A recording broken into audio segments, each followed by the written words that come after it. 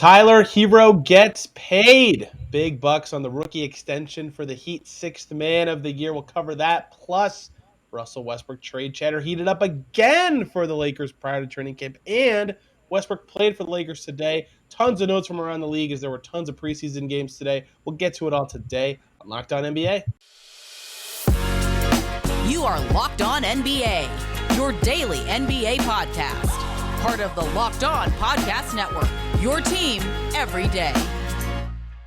What's up, everybody? Welcome into Locked On NBA, the easiest and best way to get the latest and greatest news from around the association with your Locked On Podcast Network NBA hosts.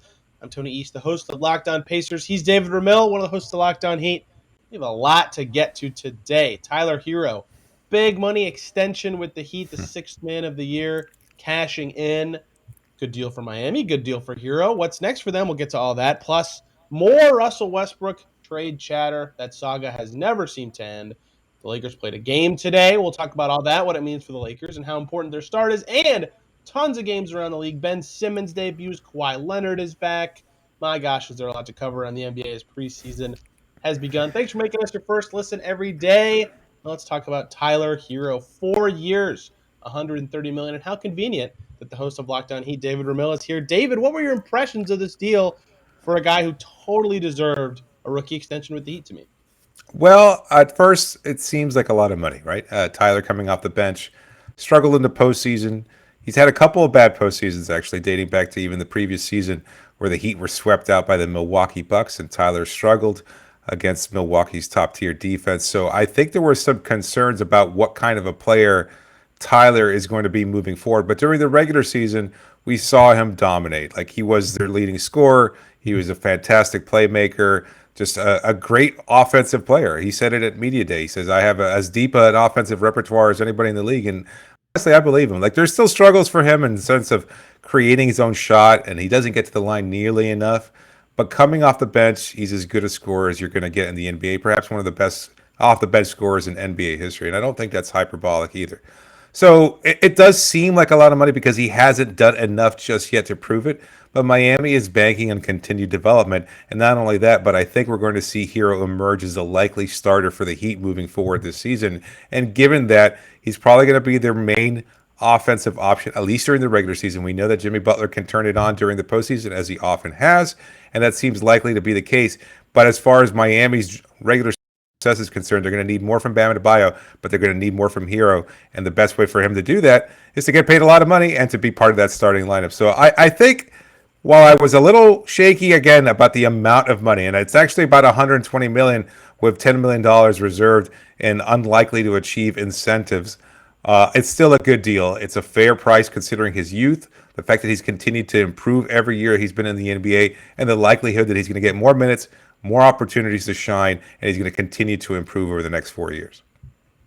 Yeah, the money part is super interesting, coming a month after, so I guess not technically perfect, but on the heels of the RJ Barrett extension, people rushed to compare those values. Barrett got $120 million from the Knicks, but $105 million or something was guaranteed there. So similar structure with a little less money for Barrett. And I understand, like, for the shock value of nine-figure deals for some of these guys who are necessarily unproven or something like that. But one, for both of them, they're both 22 and growing.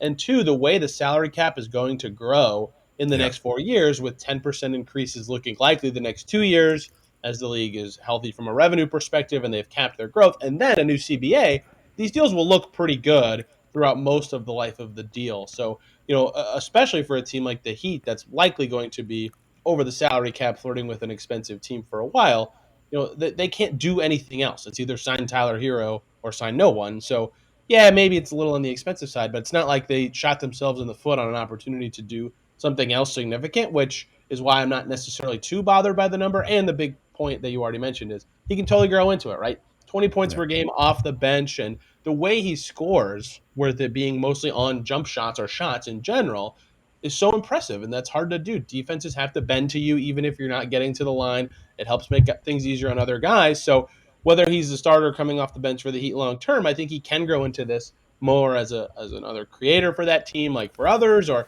being a postseason contributor in a way that he really hasn't so far in his career. So yes, he has a lot to prove and grow, especially on the defensive end. But I think that the money part is fine to me from an outsider's perspective, but he's got, like you said, a little bit more to show.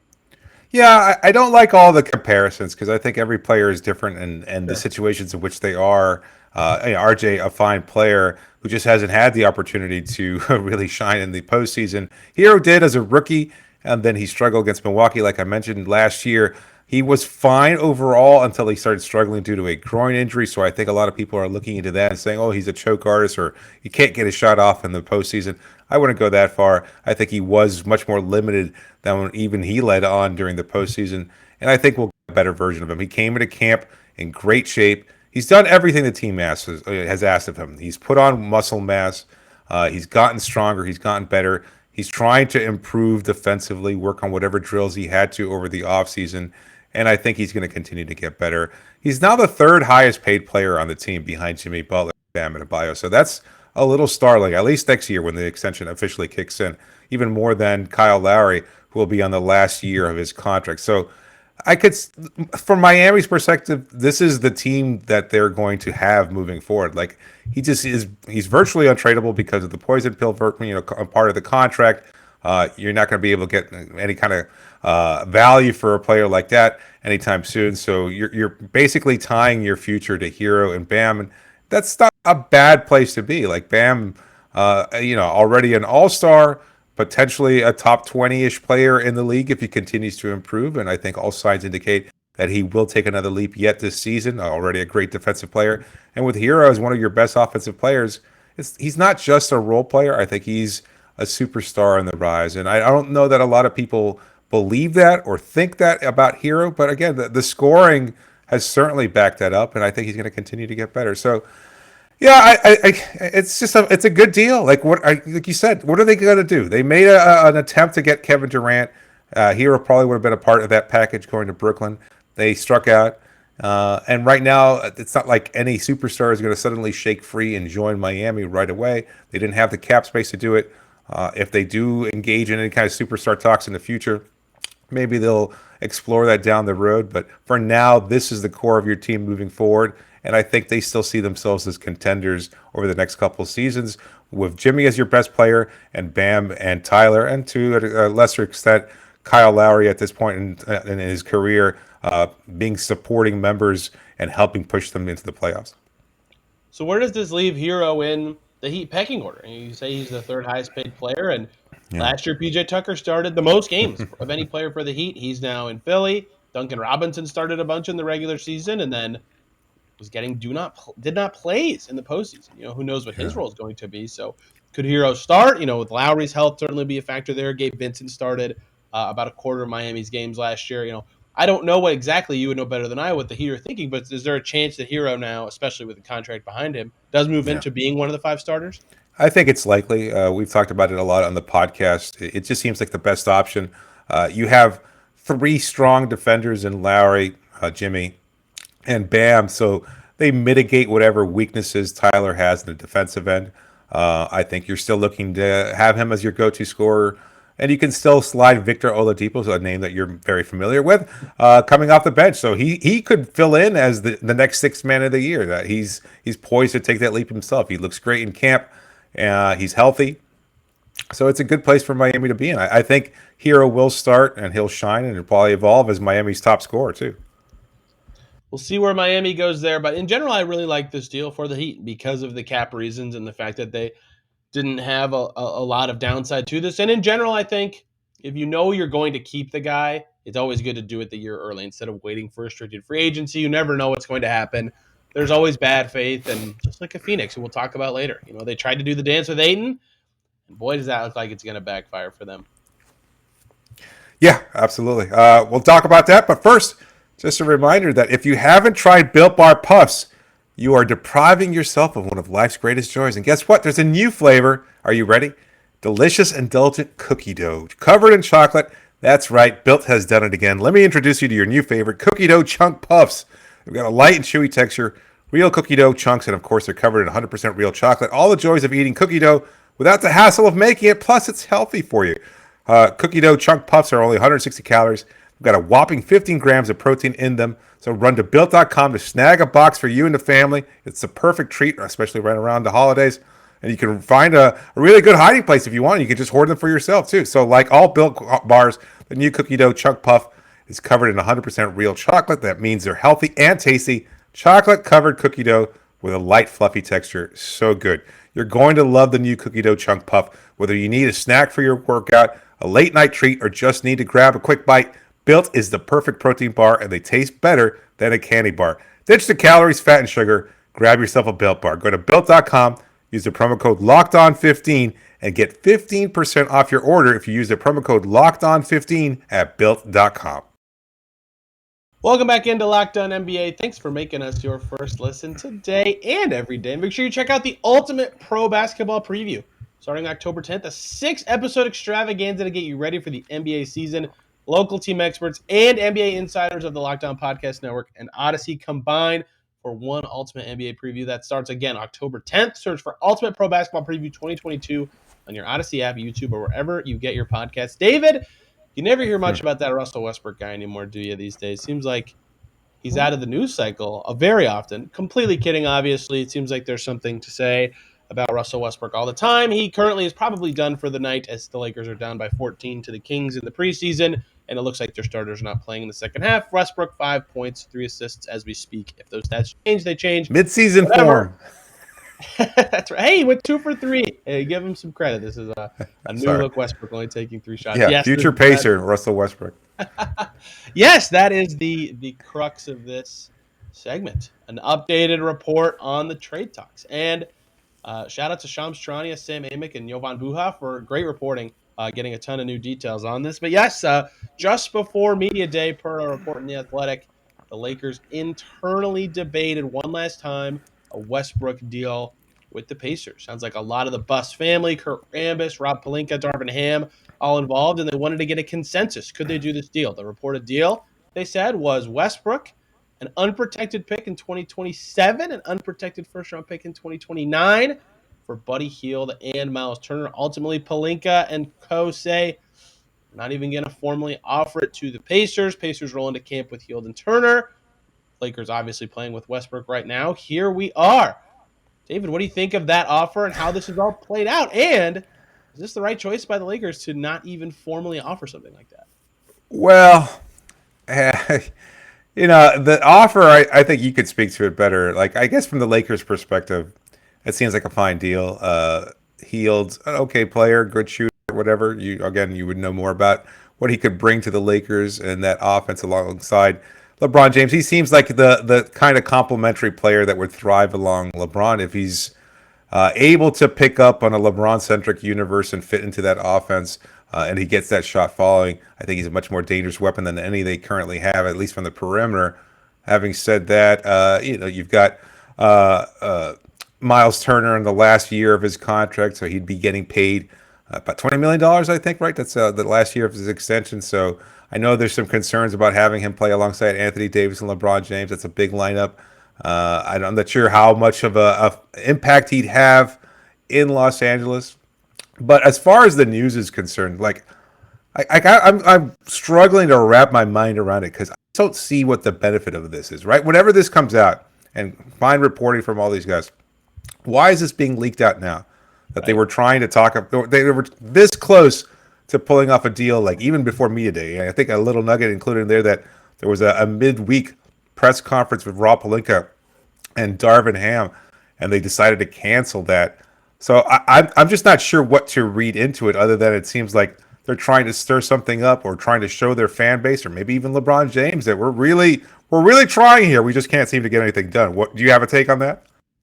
Well, that's always a funny part of these reports is like, especially when it's from 3 guys, is they're all piecing together different information, right? So there's a part at the end about the Lakers and their current camp situation. It's like the Lakers have loved what they've seen from Russ in camp. He's setting screens and his form's different. He's making threes, and it's like, if he's doing all that, why do they want to trade him still? You know what I mean? It's like, I understand why that's in there, and it's needed context for everything. But yeah, go ahead. That part about too, like this. Oh, we're this team building approach that we want this group consensus. Like This isn't just Pelinka pulling the trigger on some crazy deal. It's like I'm not sure exactly. I guess it paints a really nice picture of that front office being cohesive and on board and saying, no, we all talked about this.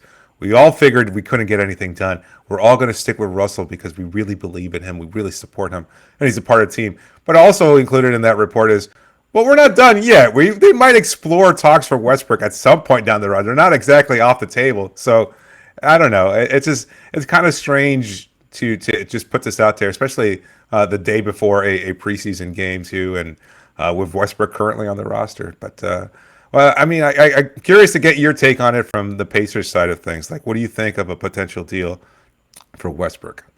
Well, I think you sort of nailed the why this comes out is because of that exact part where it says this could be reignited in the season. Because part of it, what I've talked about from a Pacers perspective, is like if the Pacers truly want these two unprotected firsts, what they're Right. hoping is the Lakers start off awful, right? They start off whatever 3-11 or 3-12, and they go, this isn't working. Westbrook doesn't fit with us. We better do this now, while it's even still possible for us to do. Like, what if Myles Turner, now not bound to playing with another center, has a wonderful start? And then the price of the brick goes up, as they say, right? Like, there's a lot of layers to this that mean it might be a constant conversation as the season progresses in a way that this report kind of shows the Lakers thinking of like, okay, here's the deal we were considering and all those sort of things.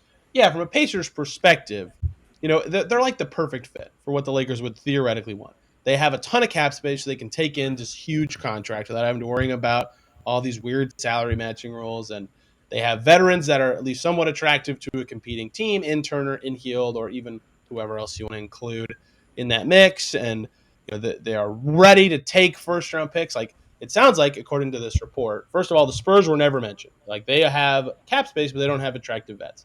It sounds like the Jazz were mentioned, but they don't have cap space. They only have attractive vets. And the Nets were mentioned mostly just because of Kyrie. So if Right. there's no other team to do it with, the Pacers are in a position where they can say, we want both unprotected, and they can fight for that. My calculus has always been this. Tell me if this sounds wrong.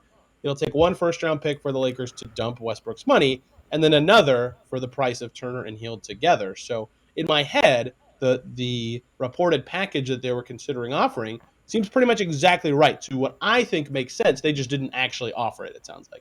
That's right. I think they also mentioned that at one point the Memphis Grizzlies were included Yeah. as a third team, and they were going to put their picks into it, but the Pacers stood ground and said, no, we want the Lakers picks because they believe that the Lakers will be pretty bad down the road, and I don't think that's a fair assessment there.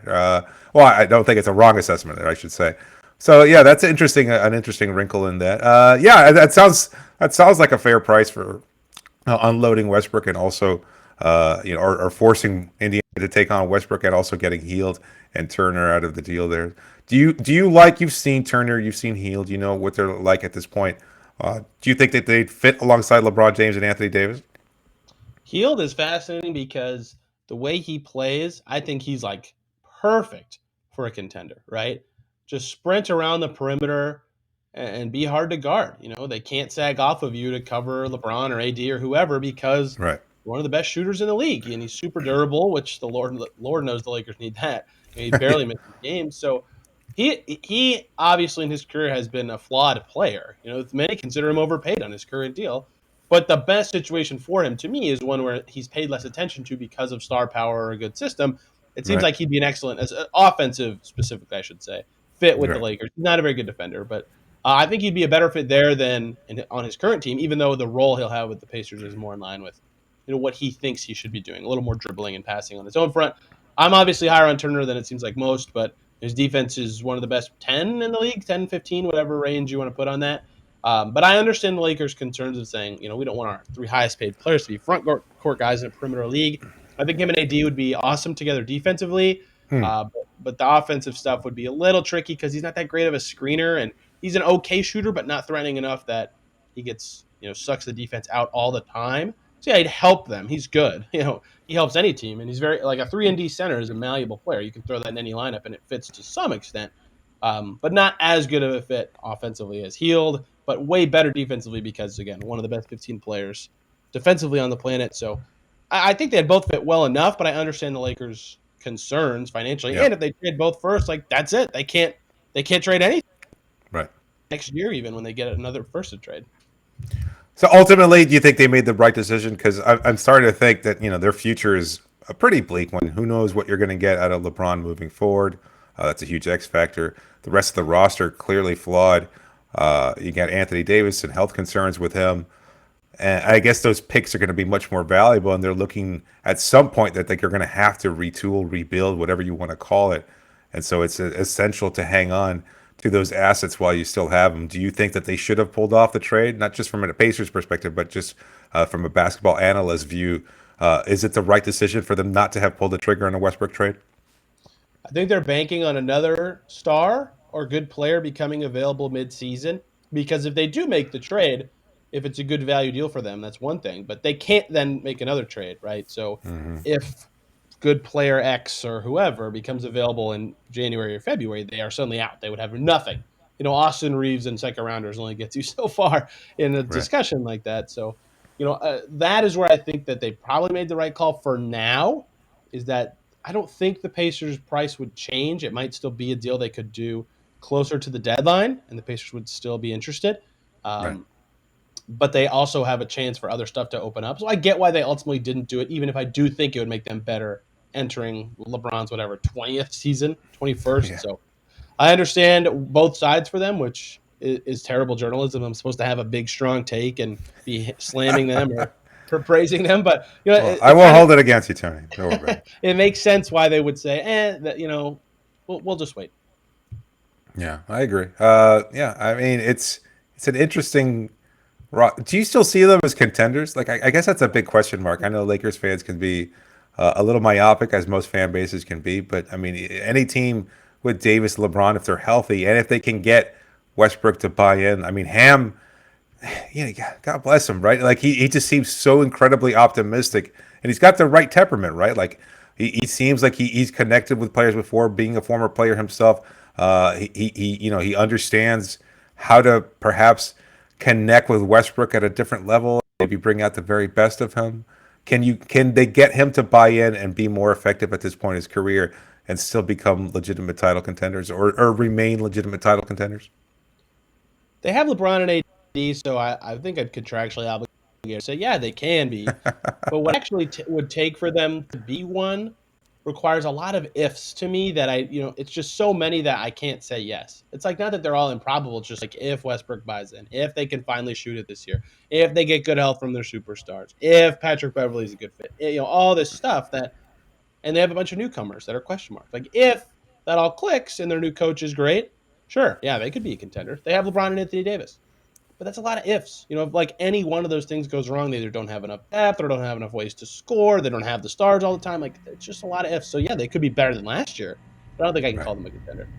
Yeah, and that's not saying much. That bar is pretty low. Should we move on and talk about the rest of the new appearances from players around the league, players on new teams, rookies, etc.? A night of action on Monday night here, and a lot going on around the NBA. I can't believe it, David Ramil, but Ben Simmons is a real person, a real NBA basketball player. How fitting that his first game for the Nets is against the Sixers. Should we do the lame podcaster thing where we say, obvious caveats, this is preseason and it doesn't matter and blah, blah, blah. Ben Simmons played, yeah. 6 points, 5 assists, starting at some position for the Nets. They went with Irving, Harris, Claxton, Durant, Simmons. So you could say he was the 2 guard or maybe the 4, whatever. 3 of 6 from the field, didn't shoot a 3. The Nets lost by 19. But he did play, which was fascinating after so long out of the game. Had a beautiful pass to Royce O'Neal for a 3 early in the game. Do you think he can elevate the Nets? Will he fit in with this squad as they try to fix whatever the heck happened in Brooklyn this offseason? I do. I'm a believer that just talent finds a way. Like I also like teams that just give off good vibes and positivity and things like that. The Brooklyn Nets certainly aren't going to be that. I don't think they're going to find a magic elixir where they're all of a sudden they're going to buy into what the franchise or Steve Nash is telling them to do. Overall, when you look at the talent you got, I mean, we made the same argument about the Lakers, right? I mean, you've got Kyrie Irving; he's a very good player, despite whatever off the court issues he might have. You've got Kevin Durant, still one of the top 5 players in the league, and Simmons. I mean, a couple of years ago, before everything with his injury and the unfortunate issues with mental health and things of that sort, like he was an all-star, great defender. People were talking about being one of the bright young future stars of this league, and now everybody's kind of thinking of him as an afterthought. But he's still the third all-star. They might still be the most talented team in the Eastern Conference, and yet they're kind of being overlooked because of all the issues and drama over the offseason. But they chose to remain together, and Simmons is a part of that. And I think he fits alongside there as a great defender, a guy who can do it all, except maybe be counted on to score. But you don't really need that with Durant and Irving on that roster. I mean, if they're going to be healthy, if those two are going to be healthy and doing what they've done throughout their careers of being top-tier scorers, then Simmons, Swiss Army knife game, I think is a perfect complement to them. And as another playmaker, another big who can defend 1 through 5, I think it's a seamless fit. Yeah, the starters for the Nets did well, despite the Nets getting completely smoked in this game. So I suppose that's unfair to look at the final score. Tyrese was awesome. We're not here to talk about players who played NBA last year, but he could be a big swing player for that Philly team if they can get a really talented guy next to Harden and Embiid. That would be huge for them. That is Kawhi Leonard. End of the third quarter. I almost just say this game's in Seattle. How cool! An NBA game in Seattle. I think the first time since the Warriors went in 2018 with Kevin Durant, and then that was the only game since the actual Sonics played in Seattle. So good for the NBA, putting something there.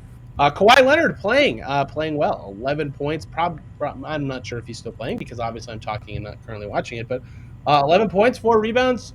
Man, could the Clippers be good if that team is healthy this year. Yeah, I think another contending team there, obviously, and good to see Kawhi back out on the floor. A little, perhaps inefficient, 3 of 8 from the floor, but did get 4 of 4 from the line, still being able to power his way, create his own offense, do it all, 2 assists, 2 steals. You knew you were going to get superb defense from him, and if his offense is even a shade of what it was, it's still going to be good enough. I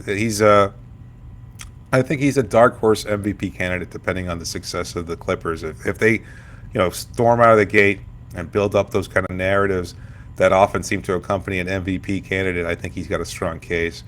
Just because he's back, and for him to be able to return to close to regular form or what we last saw of him, it's a fantastic, it's a fantastic pickup for a pretty solid team already that now has their superstar back in the fold. A lot of returners in this game, and Dame didn't play much last year. 16 points. Chucking a bunch of threes. Love that. That's how you get going in the preseason. Just chuck up 8 threes. Who cares?